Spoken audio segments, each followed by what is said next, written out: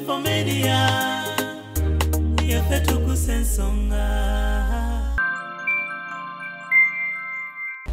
Brista bagenda bamutega. Tukoze nnyo okulaba nga creating awareness.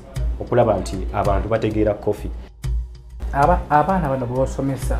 Abasomesa genda Dubai kukola mu Oman oba wa bagenda kwera no mu Uganda. Nga we tugambye nti mulimu gwa mutwe. Kitegeeza okolera buli wokoze eki. Bonna buli wogize.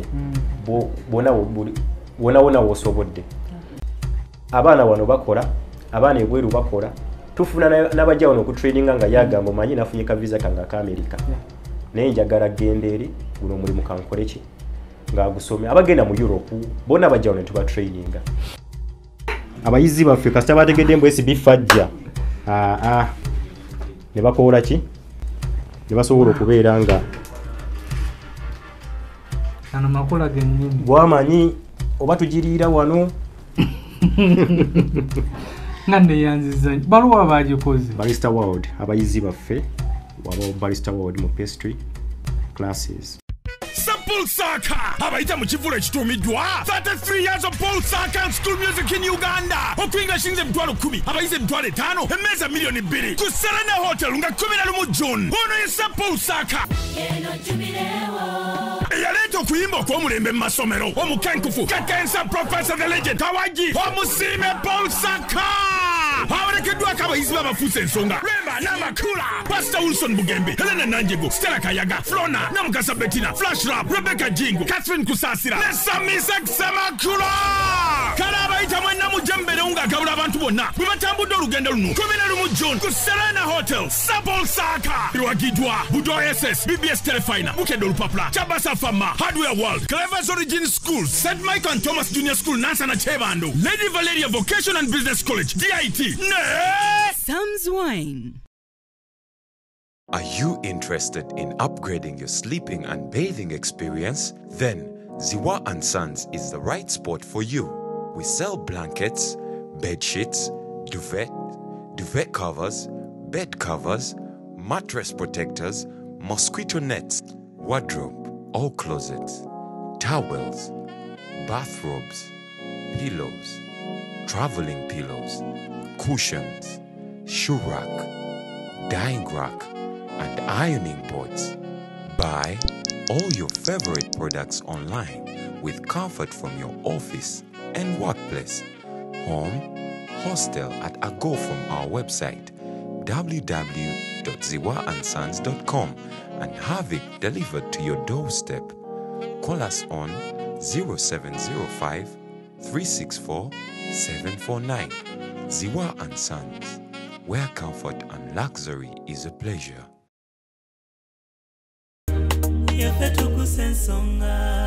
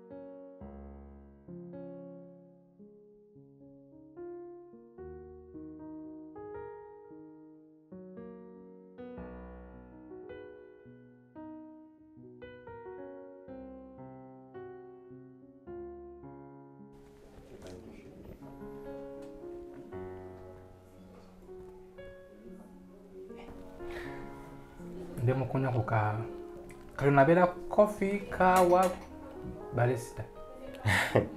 Barista batayito. Barista batayito. Kati uri mukunywa cappuccino. Cappuccino. Bulijjo mpira kankwe ongeze bulijjo mpira bowozi cappuccino.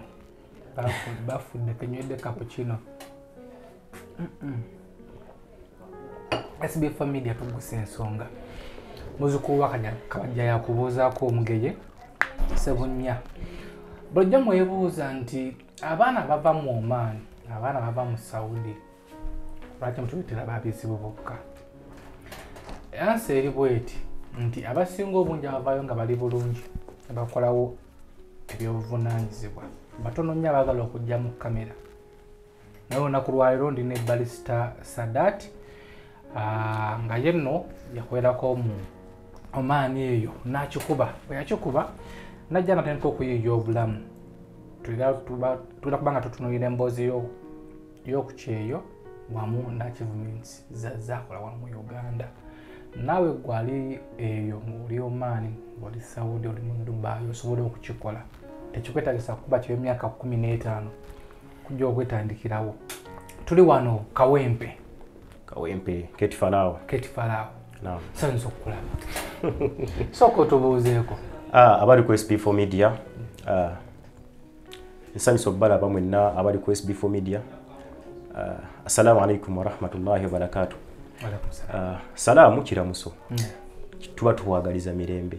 Olayinza okugamba atoledde basiramu bokka nedda twagaliza buli omu ali ku SB4 Media emirembe. Nzijukidde bwe nali nakava mu Oman nga nakamala mu Uganda ennaku 2 twasinkanako ne SB. Wajjako nonnoonyaako.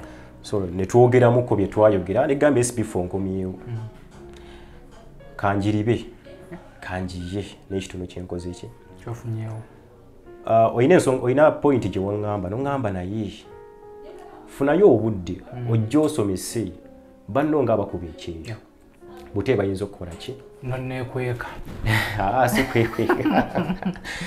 Kyali oba oli awo mu kaseera ako kyali tekiyinza kukola makulu lwansonga nti nali naakadda so nga ntandika butandisi oba ntegeerekese so nga oba oli awo nga siina kye nandiraze twali tupapye oba oli awo abaali beetaaga okubeera nga bakola ki nga bannyonnyolwa era kwe kudireyingamu okwo naye kasita era tusinkanye ne tulabagana wano era ku SB4 okuba nti twogera ku mboozi eno. Nze kansoke okuwulisayo kulikayo Oman.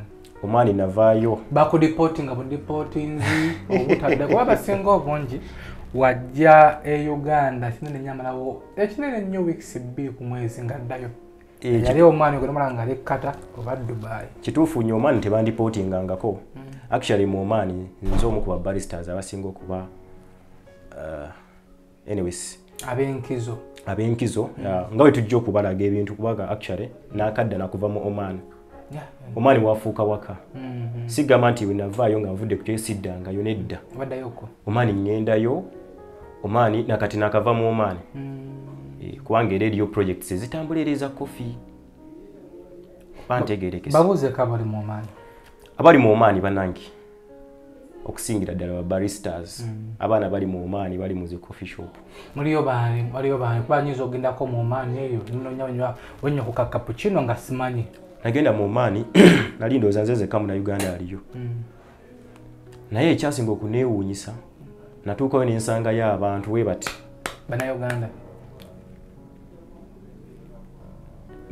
nga baliyo mu Oman ate nga bali bulungi nga tebalina buzibu. Amasimu gatufuna okuva mu Oman abasinga bakaaba bizibu. Saba kunnyamba bino kizibu okufuna ku simu era nakwewuunya nnyo bwe wajja nga olaga olina kyojjeeyo. Kituufu naye okwawuka like waliwo ekintu kimu like ekifaanagana mu ffenna bankuba kyeyo. Ekyamazima kiri nti ekyeyo kino tosobola kubeera nga ofunayo ssente oba oli awo ezitegeerekeka kubanga ekyeyo kirina fomula yaakyo ddala ekyaffe eky'omubawarabu kubanga nze kennyini kamwa koogera nasonda ssente neezannemu okuweza obukadde 10. Ze wasonda ng'oli eri oba ng'oli wano nga ndi eri mu Oman. Lwansonga nti ssente zaffe ziba n'ebizibu obuvunaanyizibwa bugana omuntu agenda n'afuna so ovaano nga tolina buvunaanyizibwa nate n'otuuka eri ne bujja nga nawe totegedde buti ne bukoze eki. Totolina buvunaanyizibwa kyo kuba eri gy'obeera waliyo bed space n'eri. Oman okwawukanako ne Dubai kuba nze kati yonna ntambuddeyo. Ate Oman abaana basuula bulungi nnyo okusinga ab'e Dubai. Basoma apartment kubanga ekisooka cost of living ya wansi. Oman. Yes. Kati nze ennyumba bwe nabeererangayo ennyumba mwe twali tusula nga tusasula liri alaaga 5. nenga je mitwalo 5 yes nenge nyumba erimu ebisenge bibiri eri self content erimu akadire erimu kitchen so nga ati buli omu aba n'ekitanda kye so nga ate Dubai nagenda ke Dubai okukyala nenga mu room actually nagenda nali sina sente zaki like nali sobola sula mu hotel wansonga ati business je nali ngenze kote yali amaanyi nnyo nali ngenze kutambuza proposal zange naye n'okufindinga embeera ey'okubeera nti nsurvivinga mu muki mu Dubai nesanga nga nyina okubeera nga nsula mu bed space yeah nenga mu room twalimu abantu 10 bed space mu room kati nga nze nempangisa akatanda kasasula emitwalo 5 omwezi songa ate kawansi songa ate mu kawansi bakaseera akawaggulu ke bataseera songa ate mu Oman eje emitwalo 5 gali gapangisa opangisa gundi number room number wa apartment nobango okola ki so cost of living mu Oman nje nazula mu Oman yo yali ya wansi nnyo okwawukanako ne UAE so mu Oman omaze wamalawi banga na SB4 nze nava wane Uganda nga ngenze kola contract eja kubanga ze nava wano ngwede nina capital wange wala ogenze kola mu Oman nali ngenze kukima working capital wava Uganda ngoina capital no genda mu Oman kukima working capital yes sir cheche andi kakati wali kambeko kyensomesa bana Uganda oboli awo n'omulala ajja kitegeera ekigambo capital kiva mu kigambo capitance capitance kitegeeza mutwe capitance kigambo kya Latin kitegeeza mutwe nti omuntu ekintu ky'oyina mu bwongo kino ky'omanyi okukola yabeera capital gobo yes wave Uganda ngoina capital wo yes wobo odi wano ngomanyi okukola sabuni omanyi okukola ebizigo omanyi okukola lotion omanyi okukola shampoo that is your capital yeah kati ato oyinza okubanga omanyi obikola naye nga toyina working capital oba ntegeerekese so wava nonga capital ya liti nali nkola wonder bags era nazo tugenda kubeera nga tuziraga kubawuliza ba SB4 zezitya wonder bag eyo zikola ebintu bibiri ekisooka zifumba ate zikuuma n'ebintu nga byokya okumala olunaku lulamba oba essaawa 10 katukola wonder bags ez'ebika bingi eza delivery ez'olusaniya ezaki tukola ebintu bingi tutunga ensawo tukola kale ebintu bingi nga etujja okubeera nga tubiraba nazo zikolera wano ziriko wano eri wano wammanga wano project gendayo of course tulina okugendayo kubanga tulina eno Brista ate yagenda nezaala ki nga egambye nti nava wano ngwedde nina capital wange kati capital ge magezi gano ag'omu mutwe bw'oba n'amagezi gano ag'omu mutwe y'ensonga lwaki omuntu asobola okuba ne miliyoni ezi 5 ne bazimuwa ng'alina capital w'omu mutwe n'azizaazaamu n'afuna miliyoni 10 ate oli ne bamuwa miliyoni 2 nyinako mukwano gwange bamuwa miliyoni 10 abeereko project gyatandika ne project yagwa kitegeeza teyalina ki capital ate ne bamuwa working capital so nga wenkunyolidde nti capital kiva mu kigambo capitance kitegeeza omutwe so olwenti wagenda okunona working capital n'onoonya obukadde 10 bwonganya ne bugaana bwagaana nti like bwagaana mu mpeke naye olw'okuba nti nali nina target sente zino tezaawera nti nzirabako mu mpeke ngenda kinnyonnyola bwe nti tizaagaana okuweerawoko mu mpeke naye ate olw'okuba nti nava wano nga nyina capital wange manyi nti njagala ku boostinga business ene ya Wonder Bags company nagulanga ebintu nga bemba nfunye salary nga ngulamu ebintu nga mbitereka mu ruumu yange mwe nali nsula kubanga nagenda otuuke waliwo ensawo ezaali ziva China nga zeefaananyizako ne zino zentunga wano kati ne ngamba singa nkola assembling singa ngula zino ensawo nga bweri nenziwereza Uganda ne nkola bukoze assembling neteekamu polyfibers n'ebirala ebigenderako Wonder Bag yange sigenda tawaana kukola ki kutunga oba ntegeerekese so nemba nga nagula yange ebintu ebyo nga mbitikka ku nnyonyi naye nga sitikka nti mugugu kubanga kya bbeeyi nsuwama bano abadde Uganda nenkwata ebintu nembiteeka ku nnyonyi ne babindeetera Uganda nenkola ki so nagenda okudda wano nga at least nyina kwenkola ki kwentandikira. So ogaza ntugamamuko nti esente y'ekyo betowera obuvunaanyizibwa mbeera na bungi nnyo tutondako buvunaanyizibwa obwo kati ni buvunaanyizibwa ki ekisooka ekyeyokwawukanako ne wano Uganda walungi woba otegeddewo lwa nsonga SB4 wenkeera ku makya nenkola miliyoni yange ya ssente oba nenjiyingiza newe mba nyingiza miliyoni 5 oba 10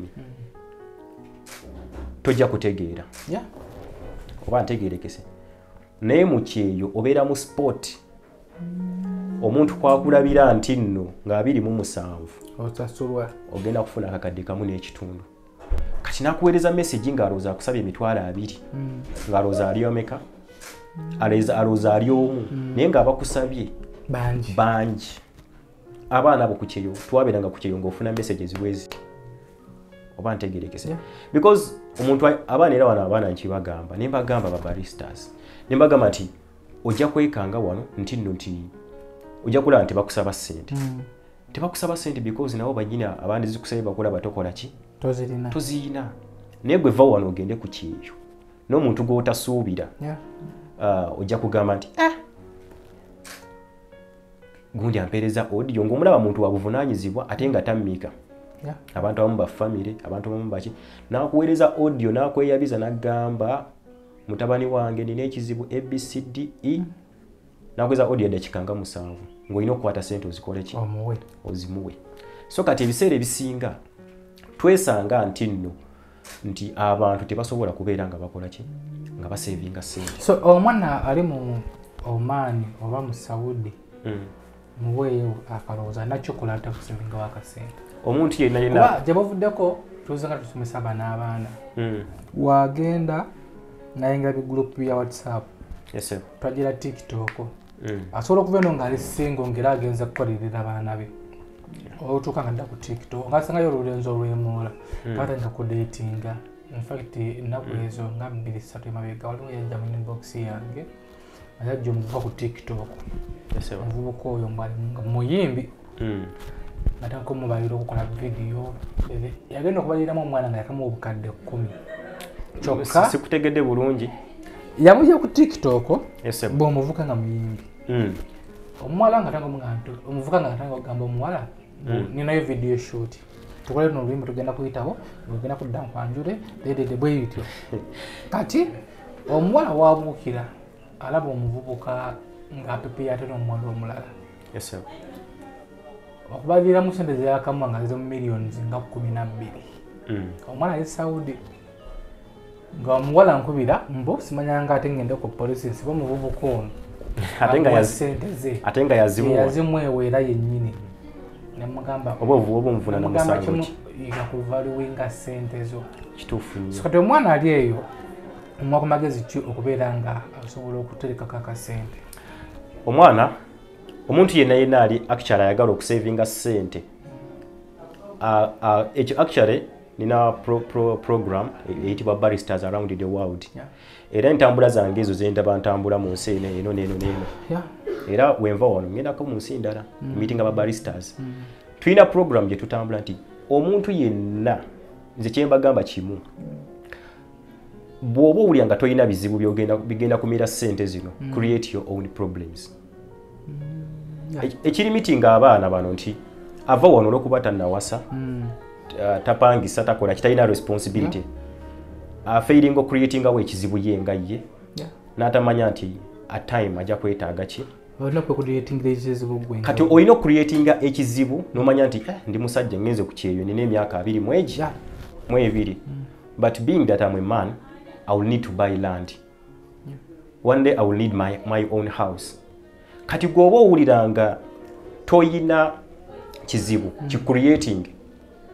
SB4 wonava Uganda nga toyina yadde ejjiko y'ettaka n'ogamba kan creatingawo ekizibu kino eky'ettaka oba ntegeerekese kubanga kati kanja kuwa example ife ngaffe babaristas tulina association yaffe ngaffe ababarista world because nze nina team eyange y'ababaristas mu nsi ez'enjawulo ddala mawanga ga Buwarabu baganda baffe tubagamba mu meetings zaffe ne tubagamba nti bannange bw'oba toyina kizibu create it era ne tukola association nti bano bagala actually tulina Brista World Estate.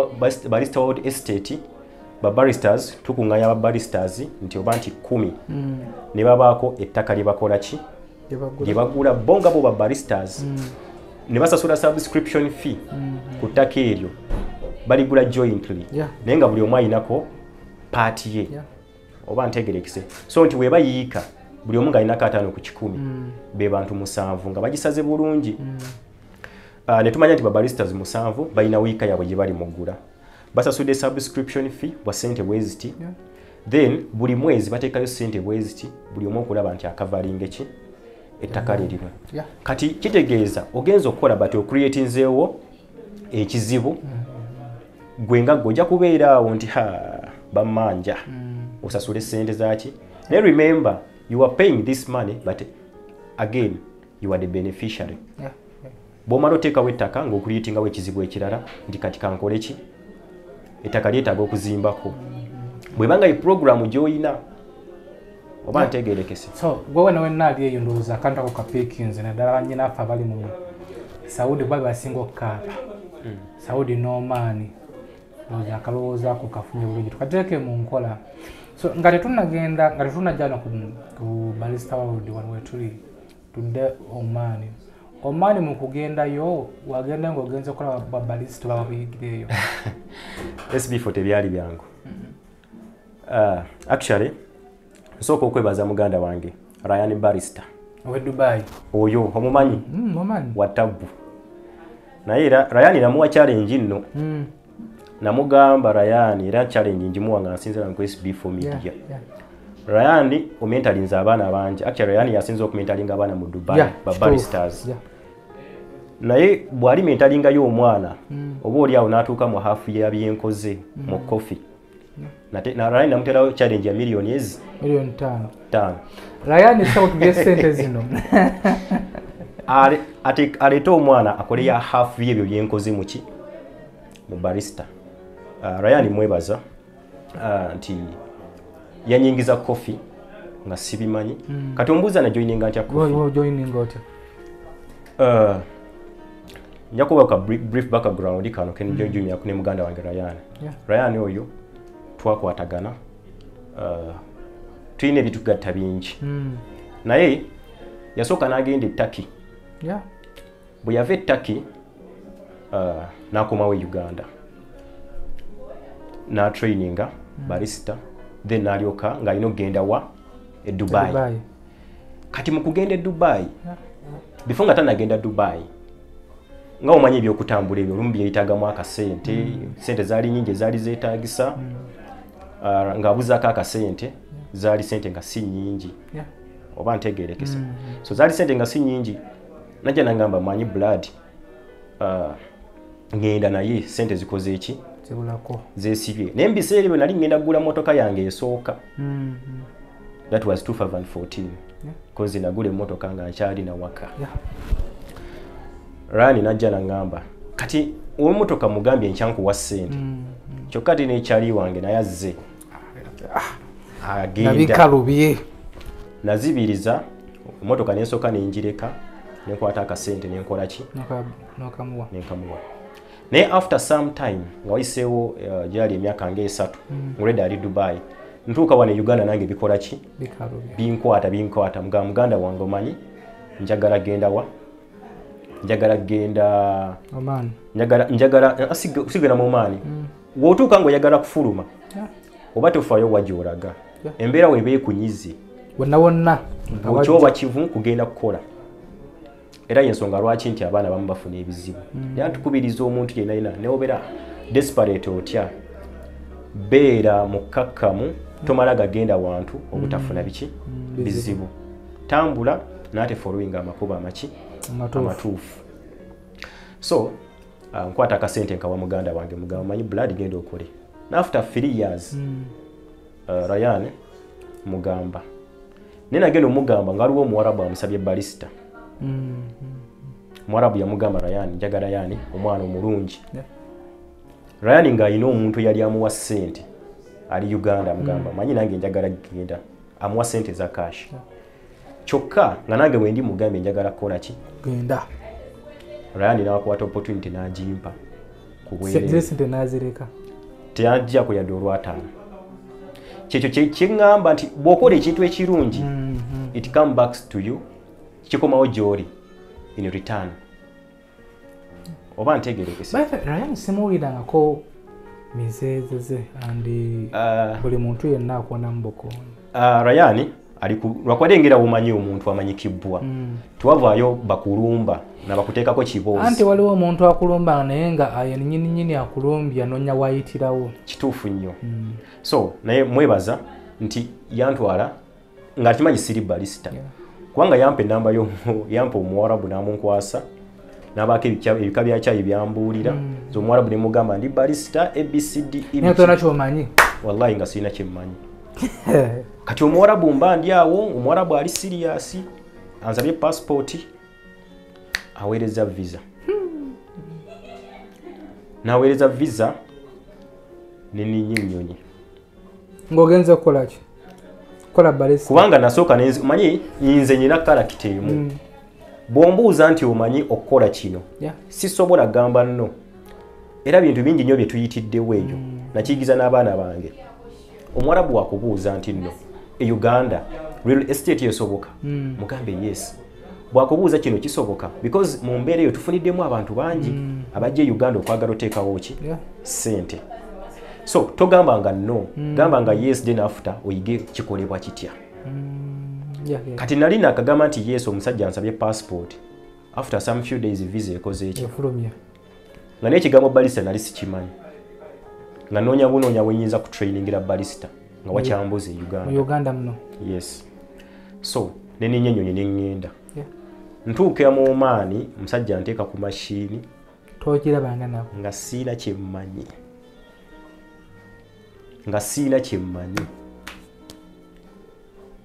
era Katonda yansaasira ne matantika kunkomyawo wamala kootya naye gye nali nfa kufuluma ki nagamba kasita ntuuse ebisigadde tujja labiri ebyo naye tutuuka bossi wange oyo bakwatagane Ryan of course yabeeramu ko disappointed kubanga yali amanyi Ryan agenda kukola ki naye olwokuba nti Ryan kiri yakinkolera mu raw nga blood oba ntegerekese so ne bakwatagana ne bossi ne bamufunira visa nininnyo okuva mu Oman nengende Dubai nosoma ne ban traininga Ryan yan traininga mu cafe riders akwadde nti mu cafe riders ng'olina osasulayo ssente because eri gundi yaabwe by then yali akyakola nga tanatandika Ryan Brista yali akyali mu cafe riders nan traininga management ya cafe riders ne bagiwa ssente eziwerera naddala bagiwa $10 for my training nan traininga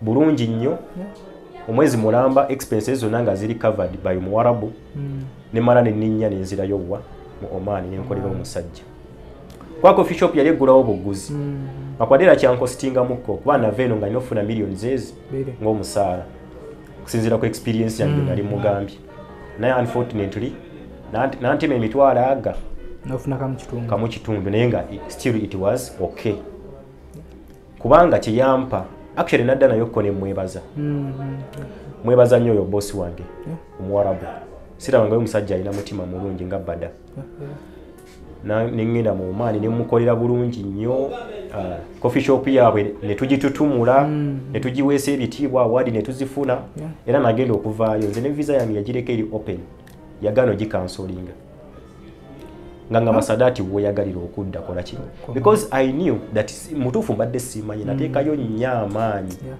n'ensoma bwe namala okusoma nengenda nenkola ate nenteekamu nnyo amaanyi nenjiga nnyo so waliwo nogamba nti wano mu Uganda banoonya butrainingira Brista ne wabula Uganda tewaliwo traininga sawa zino kati weegali twagateekawo ne bannanga abalala gye bali batraininga era bakola omulimu gw'amaanyi naye by then being that field sije nalimu nga n'ekigambo sikimanyi so kulinoonya nze nina mugwanu gwange twagenda Dubai eyo ne tusanga omwana twamusanga ku nnyonyi nga bamufeze bagenti bafera abantu kati we bamufera n'atugwako ne mukwano gwange ne tumubuuzaamu awo nga baŋŋambye okunona simanya nga bantwale namusa wazza kukola kye Dubai mbonazze ngo mulimu gweguli mulimu gwaki ona namubuuza ati mulimu gwaki temulimu gwa barista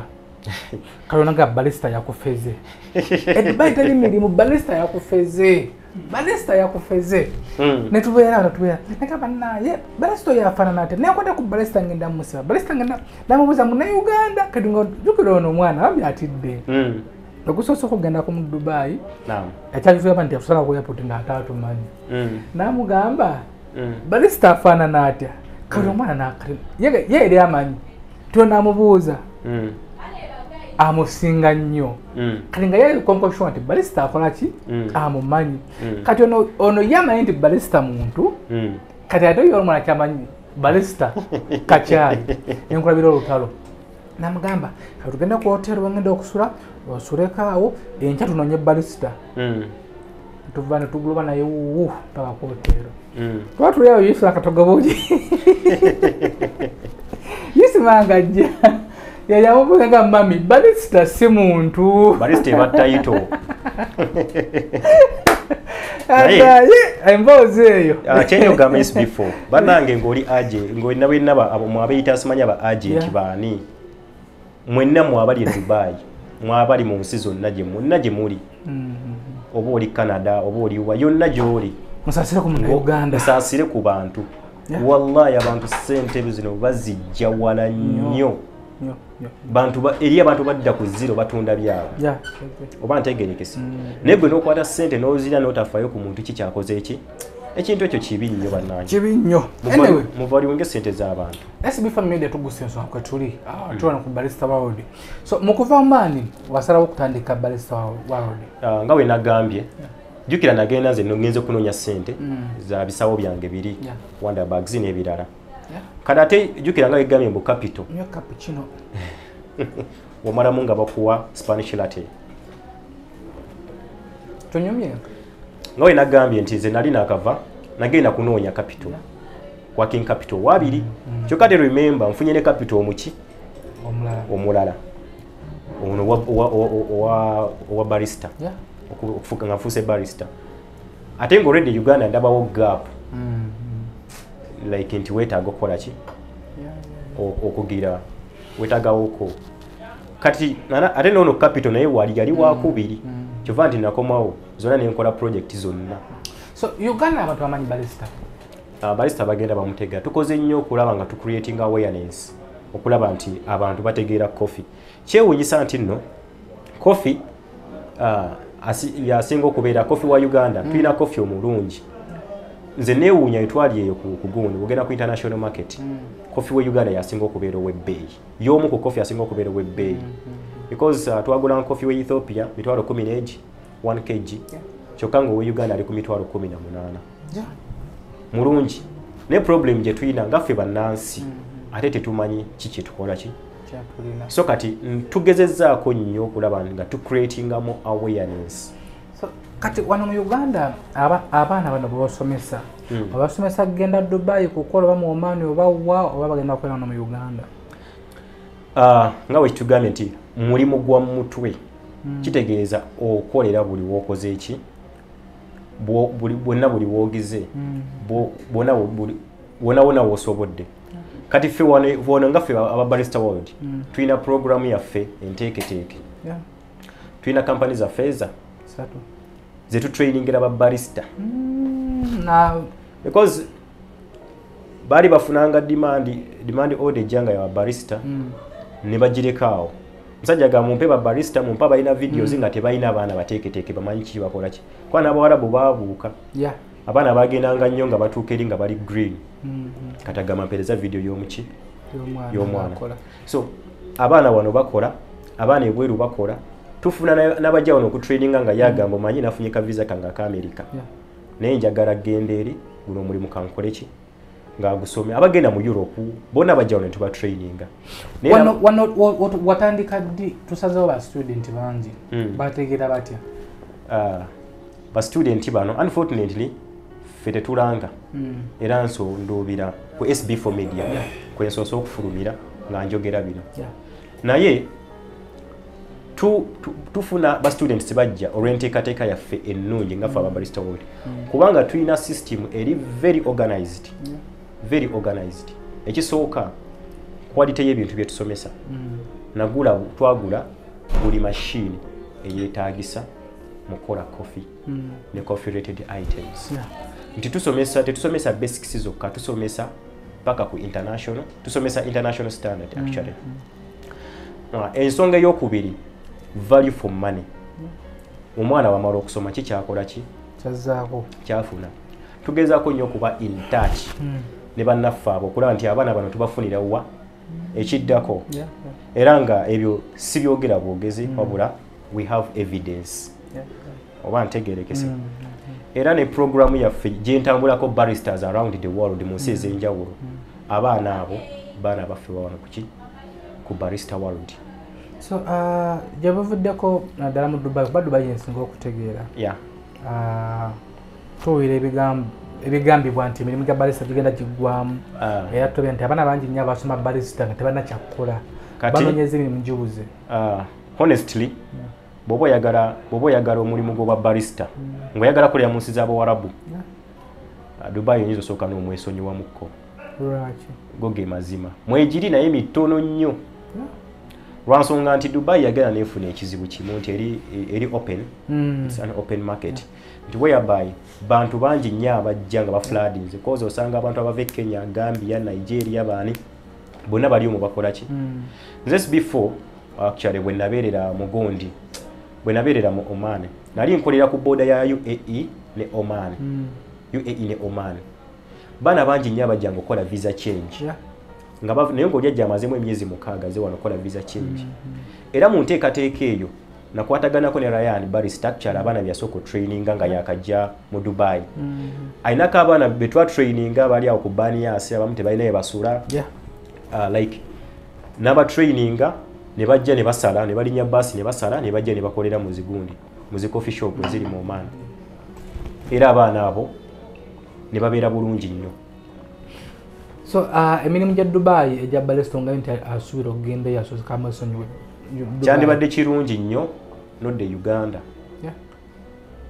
nofuna company bw'oba oyagala kutambula nga Brista nofuna company eri registered nobagamba oyagala kutambula nga Brista bajja kutwala mu nsi ez'endala ez'Abawarabu kubanga ye emirimu gikyakola ki ogenda ng'ogeredde ku sure direct oba ntegeerekese ddala Saudi Arabia Kuwait Qatar kuba industry ekula naye ate Dubai yukira abantu bangi kati oli ajja n'abeera frustrated n'amaliriza nga bamubalidde nti sooka osomeyo kaki ka course oba ntegeerekese. So kyembadde ngamba nga tuwumbawumba wano nti omwana nga ali wano Uganda emirimu nga gibuze nga yali ataaze okugenda okujja ono okusoma osomesa mu bbanga ki andi omuntu okumanya nti ayize alina kitwala bbanga ki? Kakati Brista World tutambulira wansi wa government ya Uganda under Ministry of Education and Sports era nti tuyina ebbanga tutraininga mwana bya pakupaku abula omwana atraininga okuva ku myezi 2 okweyongerayo kubanga bamaliza baba balina okukola ebibuuzo tetwagala kuta mwana nga mwana asobola okutraininga paka myezi 3 oba ntegeerekese so abaana batraininga eri ebbanga such that bayiga kye balina okukola ki okubeera nga Dubai okutraininga kya bbeeyi oyinza okwesanga wataddemu akasente akayitirivu wano wookiri kitya ebisale bya wano? Yonga yo Brista yonga course yeri expensive. Yeri expensive. Eringe kusoma sira. Kubanga bojja wano okusoma tukozesa ebintu coffee ogwe munywedde. Coffee otumya wano ku gundi ya fekiro eri 600. Botunulira kale training materials.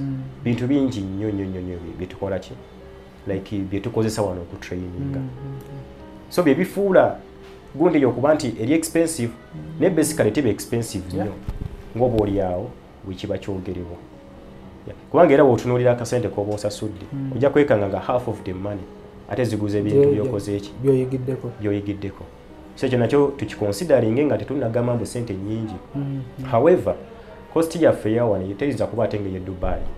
Lwansonga nti Dubai cost of living ya bbeeyi. Yeah. W'opangisa wano akakadde akamu ate Dubai ojja kupangisawo miliyoni zoba 3. Yeah. N'ebirala. Nsanze mukola ne juice naye agenda mu barista. Barista wodi ekola ebintu bino wammanga. Tutraininga coffee. Yeah. Tutraininga juices ez'ebika byonna. Tutraininga milkshakes. Twayingira pastries. Yeah. Cakes. Cookies. Croissants. Pizza. Burger. French toast. Byonna ebyetagisa mu kufumba. Byonna tubitraininga. Byonna juices bite. Ekyokubiri omuntu yenna SB4 manyi kati trend yakyuse. Abali yo banenga mulina emikolo. Yeah. Kachaya kunga okanywedde. Yeah. Abagenyi kaba kagenda bakola bulungi. Yeah, by the way. Yes. Tukola events. Omuntu abali yo nga alina omukolo gwe. Era tulina event gye twakasembayo okuba abantu twasavinga abantu 10,000 bina. So tusavingira ddala events kawa oli oyo olina omukolo gwo olina ki tukolera ddala bulungi nnyo ne tusavinga abantu gahawa ne bavaawo nga tebalina kye babanja. Era bitomba kawa no bamugaso ki eri omuntu ayinza kwebuuza kinywa kawa. Kawa ekisooka alimu emigaso mingi nga ye coffee bw'obanga naate omuyitiriza ennyo mubi kwa kawa oyo alimu ekirungo ekiyitibwa caffeine. So nga ekirungo ekyo kya mugaso nnyo eri omubiri. Ayambako ku brain cells, brain boosting. Fe twabeeranga mu Buwarabu twatunganya nnyo kaawa ekiro. Lwansonga nti abantu abakolanga night shift bwe baalinga tebaagala kwebaka banywanga ki? Banywa kaawa oyo okuba nti akola ki? So ayambako mu bintu bingi, ayimu ebirungo ebiyamba ku kibumba, ayongera amaanyi n'emigaso emirala mingi. So wano wewe kabwe musomesa oba nayo atikabala bakuyambako. SB4 actually nze ekyewunyisa siinawo office wano. Yes. Ate no office gye tulimu. Yange naye si yange. Nze basically najje Uganda nenkola projects zino. Project gye mmala ngikwasa team. So wano waliwo team. Nina team. Era team eyo ngenda gikwanjulira. Yes, ogitwanjulireko.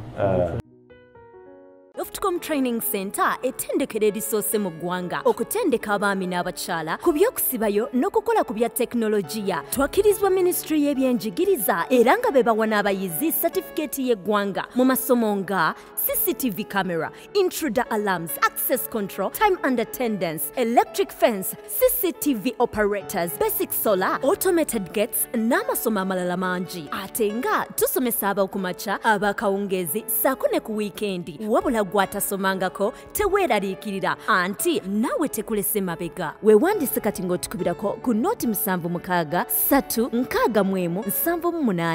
7 oba ku nooti 7 nooti 19 nooti 9 28 oba tusange ku kitebe kyaffe ekikulu Makindye Liwafu Road wezikyukira.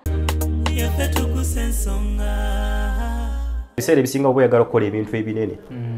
SB4 si kwewaana naye osobola okukola research. Yagala tuleetereyo academy emu eringa Brista World. Mu Uganda? Sitwagala byakwogera bwogezi. Gikole ki? So naye ebiseera ebisinga ebintu ebinene bwe bityo tosobola bikola nga oli bw'omu. Naye obitandise ng'oli omu era you need a team okutwala ebintu ebyo ki to greater heights. Bw'obanga oyagala kintu kinene. So kati nze nasooka n'entambula bwogu nga nze musomesa nze akola nze buli kimu oba ntegerekese naye kaseera katuuka n'entandika okubeera nga nfuna bannange ne bajja tubeere nga tukutambuza Brista World maaso. So tusala kutwanjulira ku team. Omukulu ono namukwasa academy ono era ye administrator yebisaso Siraj. Naye yasoma Brista? Brista ekyamazima yita musoma naye he was a good administrator because mwe tuba tukula ebiseera ebisinga tukula n'abantu ng'omuntu omanye embeera ze. So kati ono omuganda wange twakula ffenna kuva mu buto bwe tuti era nga tulina embeera ze twali tumumanyiimu era ekintu we twatuuka ne kingejjako ne musaba ajje wano tukole ki yalina emirimu gye era gye giri naye najja wano okulaba nti tutwala Brista World maaso era ya runninga manyi emirimu gya administration yajjanga tamanyi coffee n'ate n'amukola ki n'amuyiga yes naye nga ye runninga administration work yenna ku entire Brista World. Tulina madamu ono madamu Asma y'omu ku basomesa asomesa eri mu class ya latte art naye asomesa Brista asomesa coffee wamusoma coffee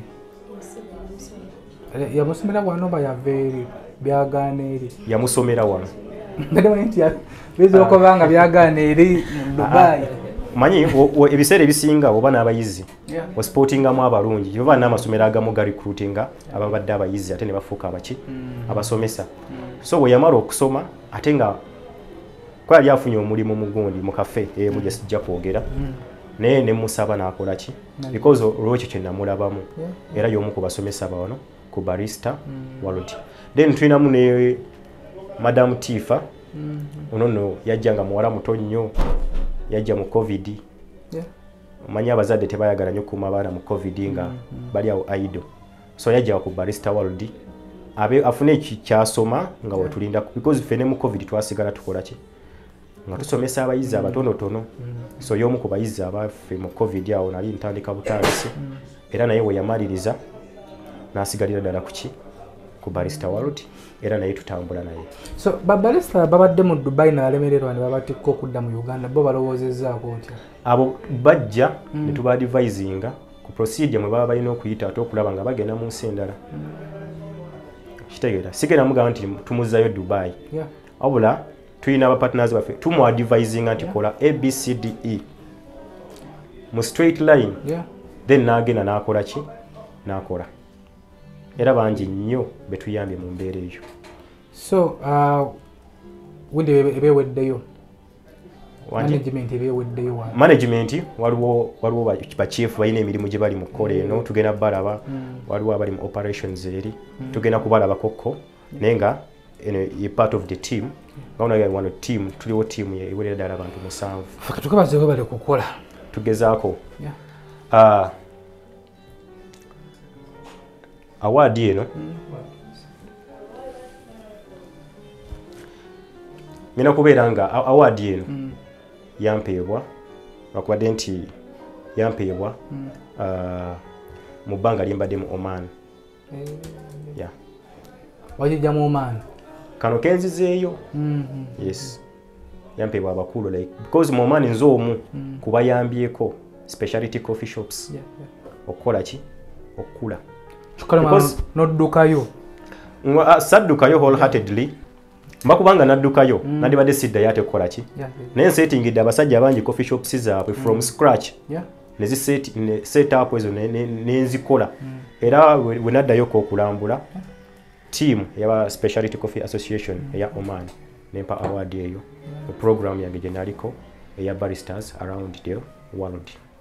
Okay, tugende ate tulambule ku gundi ku bachef tugenda kulambula ku katugende tulambule ku somero ku Brista World yo nga yo.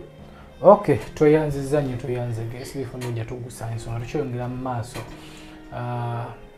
Banja batubuza ekibuuzo nti lwaki muleeta bayizibu bokka. Tetedde omukulu ono nga ye atulaga biki byeyigira mu Oman abiteeka mu nkola obulamu butambula. Nina mukwano gwange Lulagala. Ali Dubai nalemeddeyo awangamidde namugamba ajje Uganda tukole yagana. Naye namugamba Lulagala ya we namugambye eti SB4 agenda kujjankyalireko. Nanga Sadati nkwegayiridde. Bona yogera nti wava mu Oman gye wali okolera ogenda kuswala. Kubanga ebintu byokoze birabwako. Yogera nti wava Dubai ekikola ki? Ekimala. Lulagala lwakitooke lwa Musa. Why Lulagala?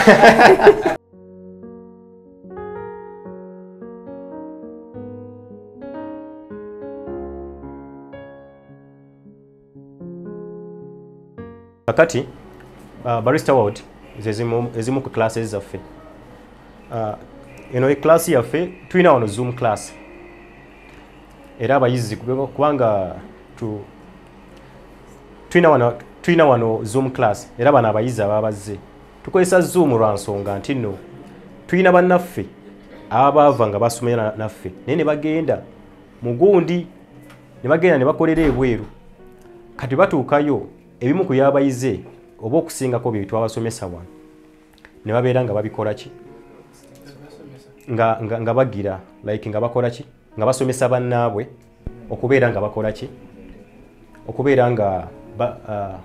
okubeera nga basomesa bannaabwe ebyo bye bakola ki bye bakola abayizi bano basinziira mu mawanga ag'ebweru so tulina abali mu coffee shops oli asobola okubeera ku coffee shop oba ali Kuwait ne tubaawo kati tulina ennaku mu week tumanya tuno olunaku lwa Zoom class eno smart TV ekonectinga ku ssimu oba ntegerekese so ekonectinga ku ssimu nebanga abayizi abo bakola ki ono n'asomesa ali ebweru n'asomesa bana abali wano nti bannange nze ndi eno Saudi Arabia ne coffee shop yaffe tulina receipts bweziti ne bweziti ne bweziti oba ntegerekese tulinawo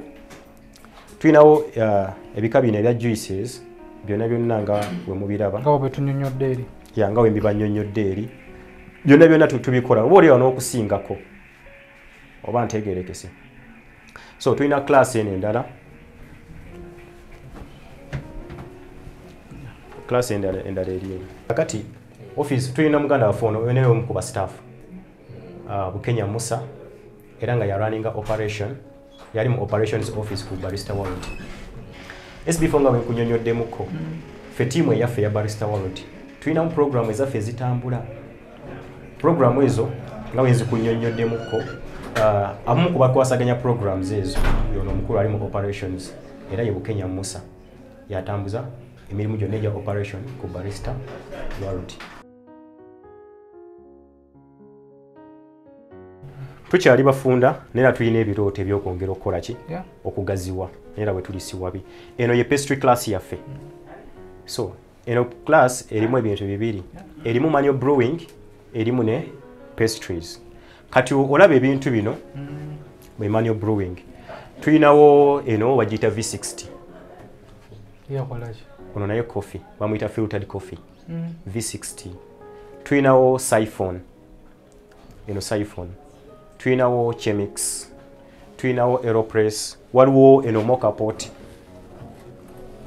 tulinawo mocha pot kwegamba omuntu wabaze ku Brista World teri kyogenda kujja osome wano otuukeyo nti ofune challenge kati njawulo kyali ku ono coffee enjawulo eri ku ono coffee nti ekisooka enjawulo erimu ebintu ejja mu bintu bingi ekisooka test siphon engeri gyakolebwamu ne gyawomamu si emu era ensonga lwaki omuntu ajja kujja asabe siphon nga tasabye V60 ekisooka mu ratios nga bakola oba okola V60 nga okola brewing ratios zawukana n'eza siphon ne formulation eyawukana ono siphon tumubaninga bubaninzi steam nakola ki so nga ate ono tumufilteringa bufilterinzi na droppinga wansi so ne chemix ono olaba nti ayinza okuba afaanaganamu nga V60 nenge era yawukana lwansonga grind size zikola ki kwa alwasinga obulungi omuntu waba yena coffee mulungi coffee yenna mulungi wabula buli omu ayina ekirungi yakola ki gyali kozo ojja kusanga abantu nga ye ba customers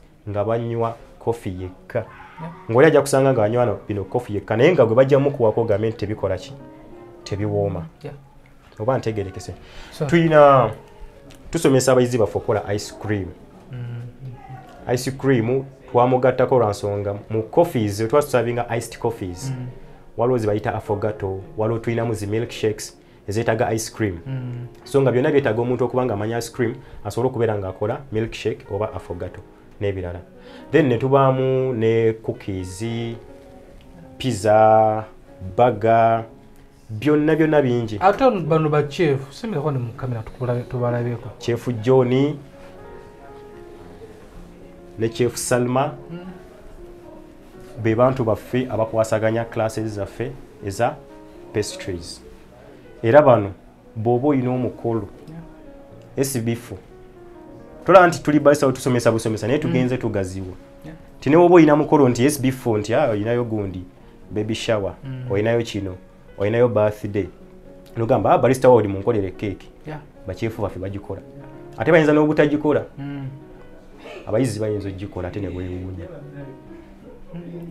yesebo okay so kakati tulinawo akalaba akatonotono tujja ojja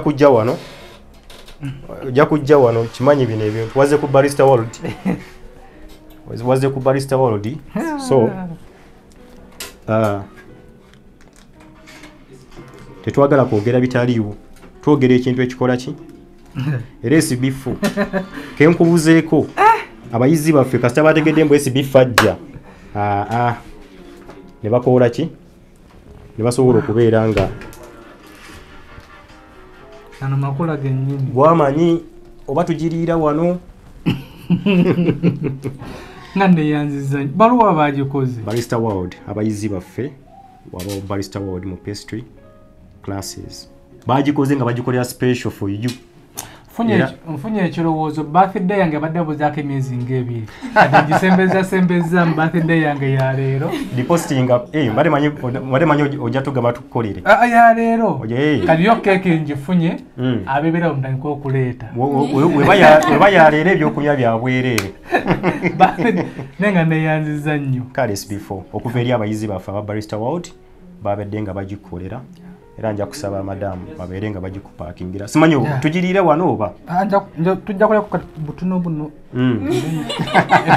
esigadde otwalireko ani tulina gisala ewaka kale munnange bagenda kubeera nga bagikupakingira koleka mmala okulyako munnaye adnake ate ku keeki ntabuka so tugenda kubeera nga eri fresh era yakukolebwa era oba butajja ani badde otukoze wikuba twandigyeriiridde butajja kuba tezisula birthday yange ya leero ewedde kati sinakyembabanja sorry so kati keeki bwetyo omuntu nga yali agadde ogimukolera ebumalawo nga sente ngammeka eno keeki okugikolera eri mitwalo nga 10 12 kisinziira because kadene eriko just whipped cream but oli ayinza ate okujja ate nga ayagalako amajolobera amalala yes so ebyo byonna bimatalinga ku price gye tukyajinga omuntu so wamba mukoze delivery oli aginoona bamu deliveringa eri abaana baffe kali katya abayizi baddemu mu kiraaso oba bagende bakole kimala bumazi amina ekyoba omanya ku keeke hondeese SB4 tuwe eno gyolaba nga enagambye nti tulina baristas around the world enagambye nakava maskati eno tuwa gye naliko era awaadi eno gyolabye yampeebwa nali meetings abakulu then bana abaana babaristas bali eyo bakikuba bali eyo mu nsi ez'enjawulo chairman wa Bunyanzi wuuno banji tulina ba leaders mu regions ez'enjawulo era award yino Barista Sadat kuva Barista World fefe kaba jiina teri academy jiina mu Uganda oba mu nsi yonna nakuwadde assignment nakasi olete ya award olete ya academy emu mukaze namubyono namukaze namulete ebyokulya ojja kweyongera nga oli waka so yeno award yaffe gyolaba bantu aline Sheikh Tamim actually omukulu ono sabe nagenda kujjako e Uganda tulina programs etuliko naye agenda kubeera nga ajja Uganda nga yetwagamba mbu twagendeyo tetwagenda kubeera nga tukola bukozi wabula n'okulaba nti tusikiriza abantu bano okujja babeeko obaolyawo bakola ki kozi omusajja asobola okujja n'akubuuza n'akugamba e Uganda real estate esoboka n'omugamba tolina mugamba mbu tesoboka omugambirawo nti ekola ki esoboka so basically kyekyo okay SB4 Media Tuggussa Enssonga wano tubadde ku Barista World tulina okugenda okulambulako eri ojja tuwaayo eddakiika nga 10 tugenda nayo tulambuleko so weetaaga abayizi abalala oba boyina bakumala abayizi tetulina muyizi gwe tugaana kubanga kino buli muntu ayagala okujja okusoma tumwaniriza ku Barista World mulina gundi emyezi mumusomeseza nga nti waguno mwezi twamaze okuregistaninga nga nti abalala abaddako ba mwezi bbanga bweriti omuntu akuba essimu ne tumuwa intake eddako era naye abanga registaringa najja bisaanizo ki Basically tuition tewali nnyo kyamaanyi kasasasula tuition ebisigadde bikola ki bikolebwa webaze kuba ababagizi bo webaze kuba buli yenna yenna babaristas banange babaristas around the world tubeebaza nnyo okuba nti nno mutuwadde abayizi mwaba tufudde okubeera ba number 1 Coffee Academy mu Uganda wadde nga abantu badde tebamanyi abasinga kubanga tetunnavaayo naye ke tuvuddeyo twagala competitor ajja ayimirire bwe tuyimiridde omuntu ali eyo yaleetaze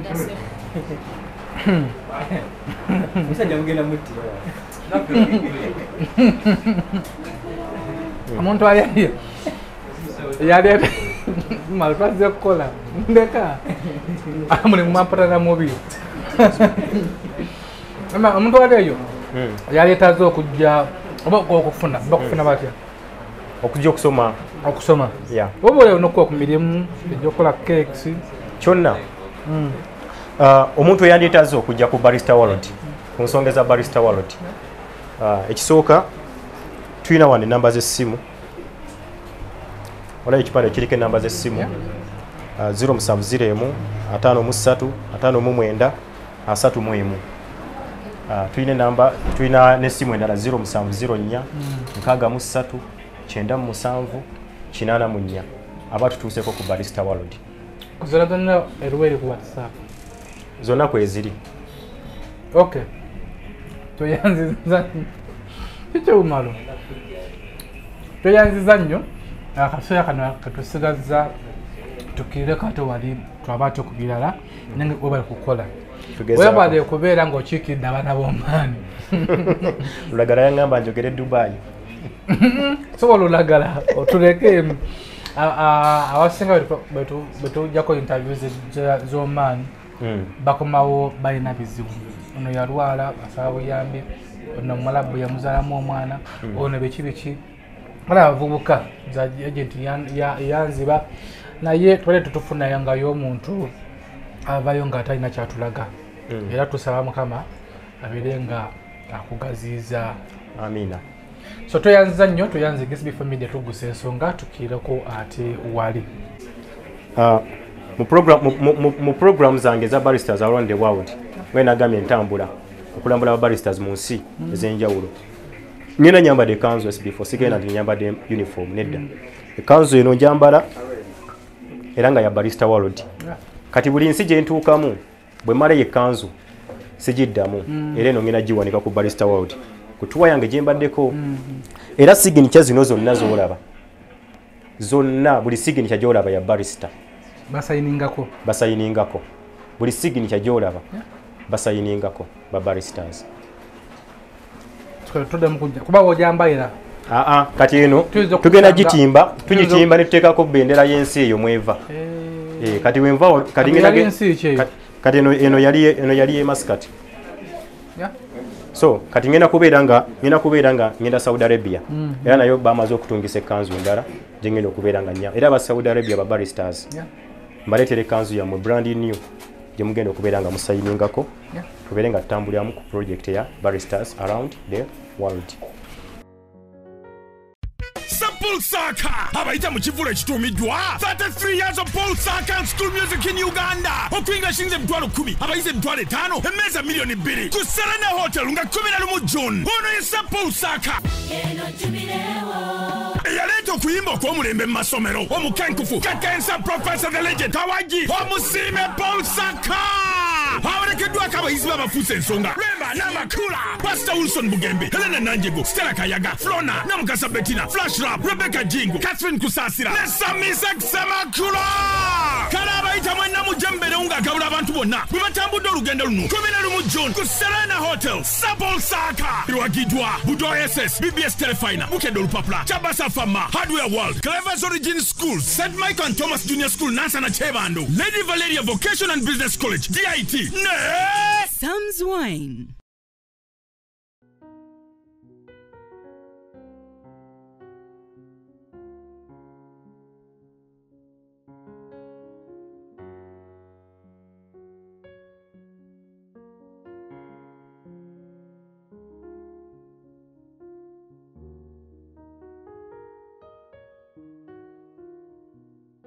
SB4 Media Tuggussa Enssonga tukyali gye tuvudde eri ne tubasuubiza nti katujjeko eno tugenza okutuuka wano tulengerawo Apple laptops, Apple machines zokka. Kiki kakodyo kyakali wanaate? SB4 nga ina kunyonyolamu. Nakola projects 3. Yeah. Projects esooka nga nagambye. Nali njagala kola nsawo. Project eyokubiri ebya coffee. Then project eyokusatu ye yamu IT. Oba ntegerekese. So ngera mu buufu buno nakola Apple Digital University. Ekola etyo. Apple Digital University esomesa. It's an online internet, an online university. Nenga tusomesa abantu okubeera nga bakola ki? Nga bakola sente. Kiri kye nakunnyonnyolako. Kinyonyola kyannema ng'obwongo bungi. Kyakulema lwa nsonga. Oyinza oba olyawo tewakiwabudde naye ate nga nayo mwoli. Era gw'omu ku bayizi.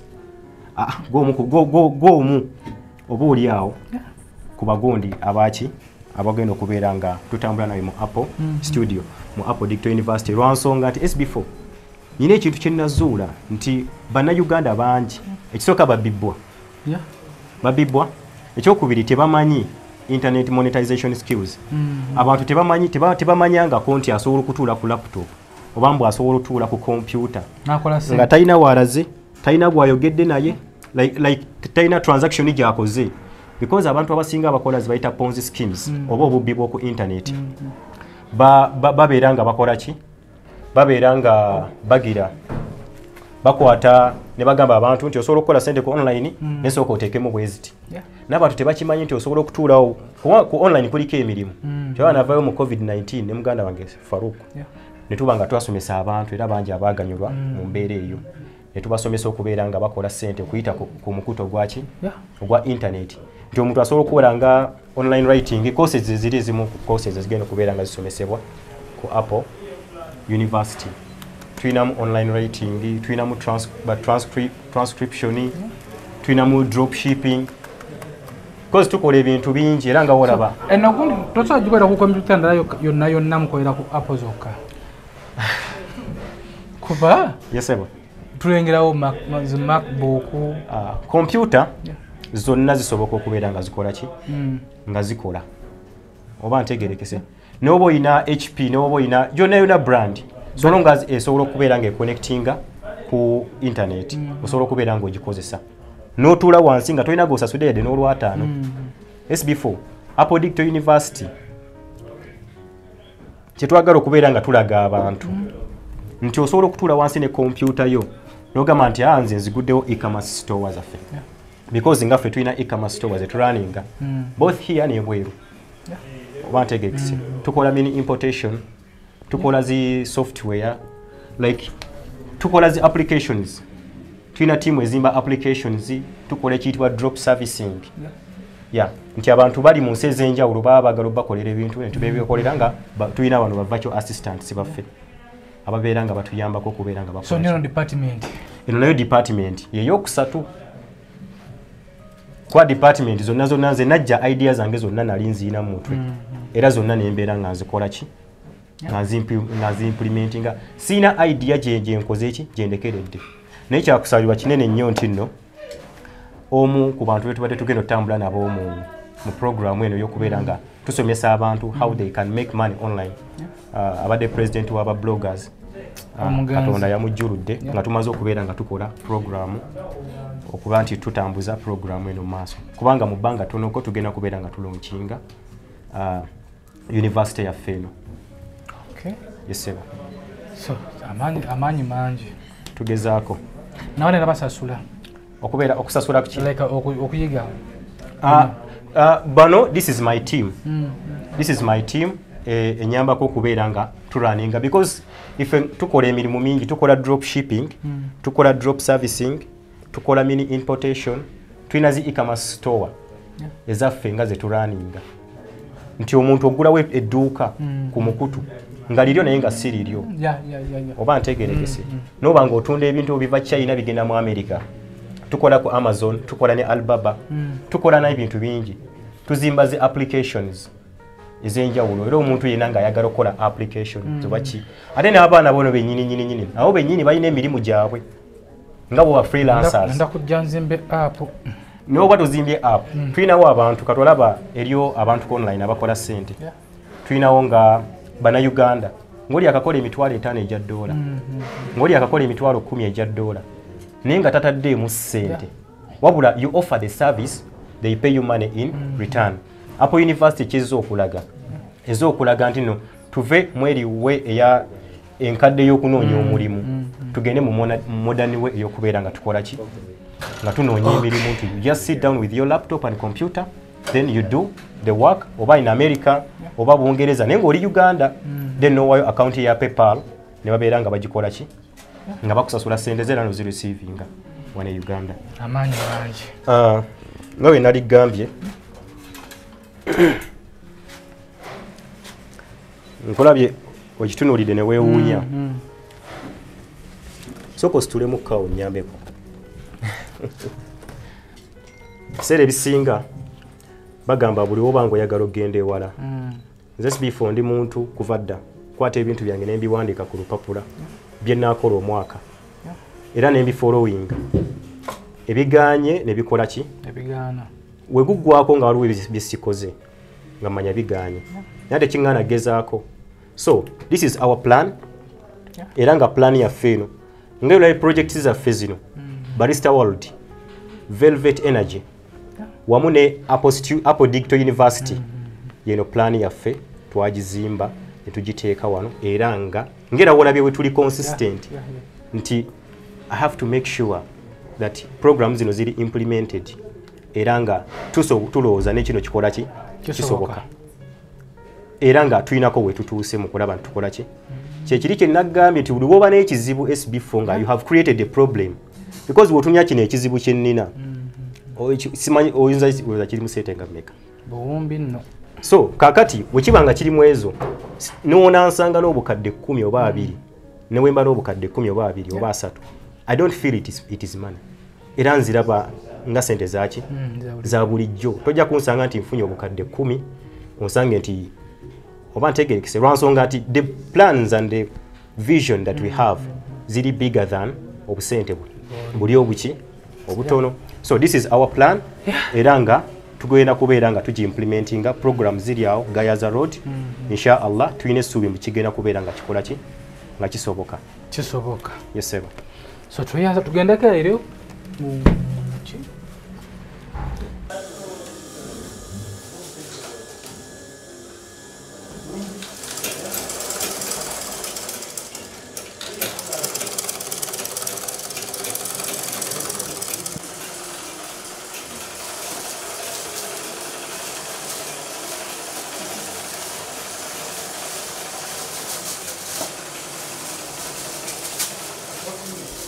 So SB4 Media Tuggussa Enssonga eno project yaffe ya kusatu tuzze tulina muvubuka onnaffe gwe muvubuka ali eyo ku myaka gy'olina emitono kiki kyokoze okyosobola okulaga eggwanga oba abantu tusobola kutwanjulira gundi eno Wonderbag eno bagiyita Velvet Energy.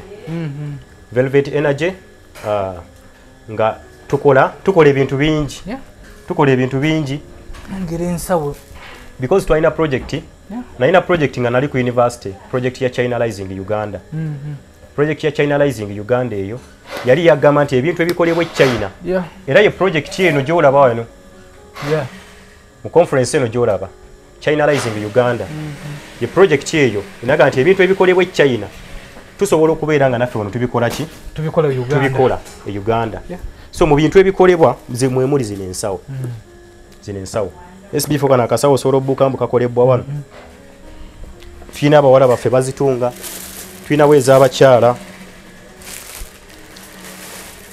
tuyinawo buno obwaddi zino zonna nsawo zikolebwa wano tuyinawo backpack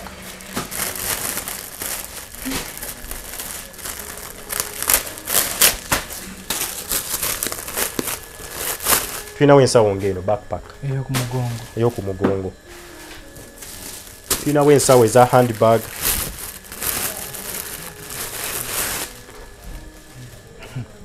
wano kale zino buno kati buno logo buno mubujjo logo zino bintu babireeta gaba mapeesa naye ne tugakubako wano tulina ebyuma ebigakubako wano abavubuka waffe babikubirako wano so mu mbeera eno SB4 nti Velvet Energy nga yo tulina product yaffe gye tusinga okubeera nga tukulembeza eya Wonderbag era nga bwe nkunyonnyodde muganda waffe ono kyakusalirwa kinene nnyo nti Wonderbag eno actually twaliko ne Madubara ng'ekisibo kigenda tandika ng'alina okubeera ng'agituusa ku muganda waffe Isima nga tumwagaliza ekisibo kye ekirungi lwansonga nti Wonderbag eno omuntu waba afumba eyambako mu kufumba erimu enku teri munku ekozesa bagita heat current counter exchange nti omuntu ofumbako wali ebintu kitono then nokola ki bw'ofumbako wali ekintu ofumbako kado omuceere ofumbako eddakiika ngezi 5 then nostula notuuza mu Wonderbag muno nokwata eno cover nobikkako omuceere ogwo ne gujja mu dakiika na mwezi guba guwedde nkuweyeemu ani agenda agigezese mulimu science ki Wonderbag eno tugikola mu fibers ez'enjawulo era nga esobola okubeera nga efumba wamu n'okuuma ebintu nga byokyo okumala olunaku lulamba SB4 wano wetuba nze wemba ne time nsobola ofumba emmere nga sikozesezza nku yadde gaasi yadde nga sikozesezza gundi yonna nga bula nga nkozesezza Wonderbag eno ne parabolic solar cooker amagezi go ate manjiko nteka mutezi kasepiki ofumba emmere dakiika ntono nnyo bw'omala okubeera ng'ogifumba then n'obeera ng'ogikola ki kasita etokota n'ogituuza mu ki muno mu Wonderbag n'obeera ng'okola ki ng'obikkako gwe n'ogenda n'okola ebibyo then yo nesigala ng'eyokya okumala ate n'ekyokubiri ekuuma ebintu nga byokya era abantu abasinga okubeera nga bagigula baagala ebintu byabwe okubeera nga bisigala byokya okumala olunaku ki lulamba ye Wonderbag eno tulinawo kano akatono size entono eno nga ya home use eno omuntu asobola okubeera nga travelinga nako kubanga eno ya home use basically abakyala ababeere waka bagyagala nnyo then tulinawo kano akatono tulinawo eno ya travel omuntu asobola okubeera nga travelinga n'emmere ye n'ogenda nti mugenze ku picnic ogenda neki n'emmere yo ng'eri muno ng'eri ready okubeera ng'ekola ki ng'eriibwa tulinawo eno bagiyita lusaniya buli alina restaurant ng'odelivaring ensaniya twabakoledde Wonderbag eno esinga era restaurants nyingi nnyo zetukoze eki zetukoledde tulina orders nyingi abawalo basanze bakola tulina orders za Wonderbags zibali mu kubeera nga bakola ki so Wonderbag eno y'olusaniya enegenda mu ensaniya 3 ne tukola n'eze5 n'ensaniya kisinzira obugazi bw'okola ki bw'ojagala bateekamu olusaniya ne badeliveringa ne oba olutwala mbalala lutuuka lukola ki lwokya so bw'otunuulira ekipande kino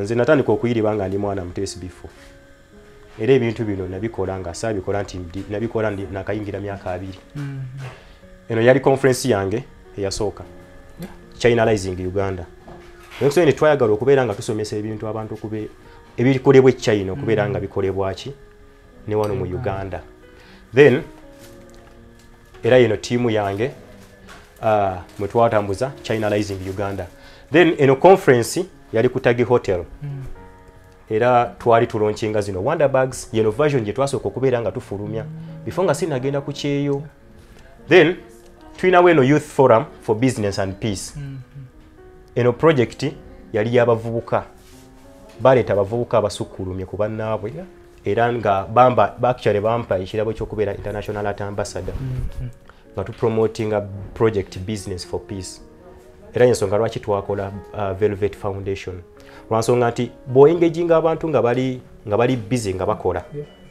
ojja creatingawo emirembe biseera ebisinga abantu abali idle baba tebalina bye bali mu kukola ne bafeedingibwamu information eri abantu abalala okulaba nti mugende mukole kino so wano twali tushowcasinga product zaffe wano ebimu ku bitusomesa mu Velvet Foundation era ono omukulu twali n'omukulu Sebaggala Mungu amusaasire era yali conference nga tuli mu kubeera nga tulaga ebintu bye tukola mulimu ebizigo mulimu sabuni mulimu biki wano twali ku project ya sustainable development goals SDGs aba following ennyo ebintu ebya western mugimanyi y'abazungu ba promoting era mu project eno mwe nafunira omukisa actually SB4 project is on B2 meetings kwa ambassador ba America bombi project eno na meeting ambassador wa America omukyale yavaako then project eno ya coffee na meeting omukyale kifaananyi ngenda kubeera nga nkikuwa omukyala Natalie Brown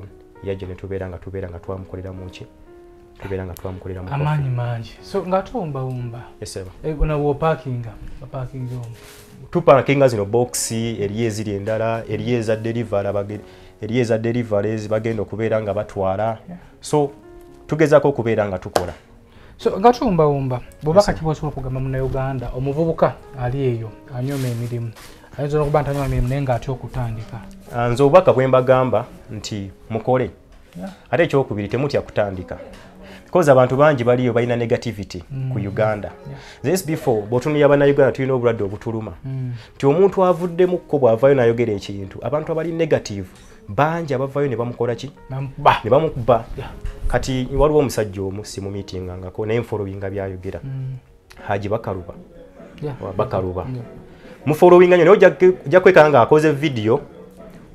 nga akoze video naye nga abantu abali mu negative abali mu comments abali negative bangi nata abantu abata commentinga basobola okubeerayo nga fa abantu nze ndaba videos ze ne si commentinga ne sitakola ki nate ne ntwala byakola ki wano hamwe yavayo nalaga abantu nti ebintu bisoboka bamukubirawo kati eyo negativity bw'oba nayo omuntu ajja tunulira plan eyo olw'okuba agirabye nti eri mu billions of money agambe nti ono Sekadama wa Oman ali mu kwerimba naye nga gwoba omanyi oba olina zero ng'omanyi nti nsimbudde era ng'okola ki ng'ogenda mu maaso so obaka bwo omuvubuka kusimbula tandikirawo towuliriza abantu bali negative wabula gwe omanyi kyoli capable kubeera ng'okola ki bagenda kumbuuza ogaba ku mirimu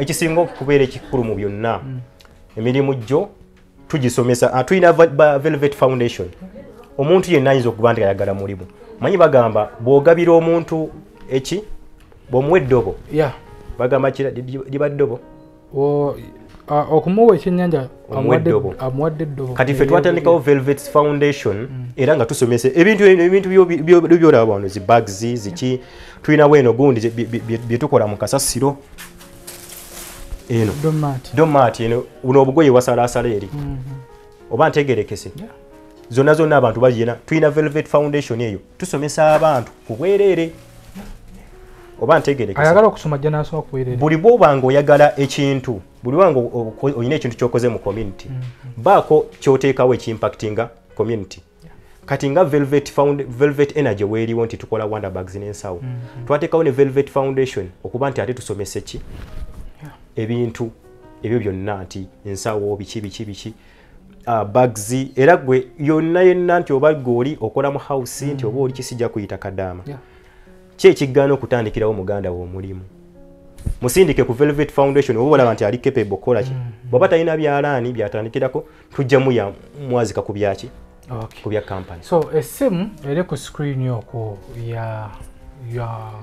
ya mukulu Sadat osobola okukubirako ko n'omubuuzaako ebisingako awo fenno katukwebaze kubeera nga kuba wawajjira eri nombuulira neŋŋamba ebimu nembira ewaŋŋamba tukole naye ate kati essaawa zino ate mpu yampiikinze era bingi nnyo nja kukutawaanyanga akkiriza okyalirengako kutawaanyangako n'okusomesa ku bannayuganda tusuubira tujja kutambula ffena ddala mu project eya Apple University kubanga yo egenda kubeera nga eggulibwawo wano mu butongole ngenda kubeera nga ngironkinga inshallah byonna kakasa bijja kubeera nga bikola ki so twoyanziza nnyo tuyanze kuba twatandikidde yatambudde naffe sharing akatambi kano likinga ate nyongera okujjukiza omuvubuka ali eyo tuleme okwenyuma tukkiririzeemu tutandike gwe wanawe nawe ofuna ka chance tandika nze muzukulu wa Kabajja mwakoze ku kamera ne Kamada Albert editor waffe mbere bulungi mwera tola kuuka ngawe nkunyonyode ne gamba nti nze nsobola ofumba emmere nga siina gaasi siina ki nga siina kintu kyonna kyennina kati eno parabolic solar cooker nga wogiraba wano nti efumbisa musana nga olaba sola titufumbisa musana nti tubaza tino omusana tubaza nti nno omusana nti mu angle 45 oba ntubaza nti angle 45 rays zikuba zijja ki zijja wano oba ntegerekese so kati rays ziri eziba zikuba nga zivudde mu gundi mu njuba ne zijja ne zikuba because ntwagikola parabolic solar cooker ng'erina curve zijja ne zikuba kweno parabolic solar cooker mu glasses zino mira zolaba kati wajja ne kuba mu mira zino zolaba tugikyusa bwe kubamu ng'ereflectinga buli ray reflectinga yonna bweti zituuka ne zeegatta ne zikola ekiyitibwa focal point kati ku focal point awo wetutuuze ki esepiki yaffe eno tugikyusa okusinziira ku musana emmere esobola okugirawo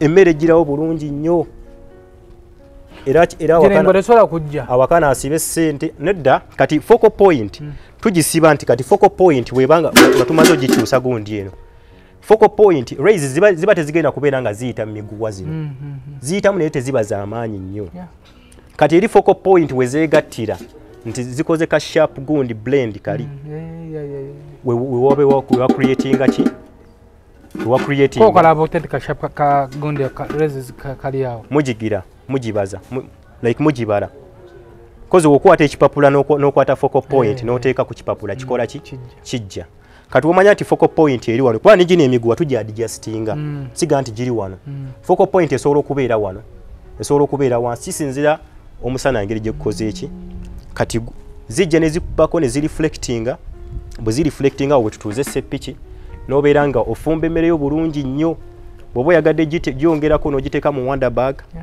bw'oba oyagala gikuma ng'eyokyera n'ogireka mu wonder bag science ye muyitirivu yaffe Tuggussa Enssonga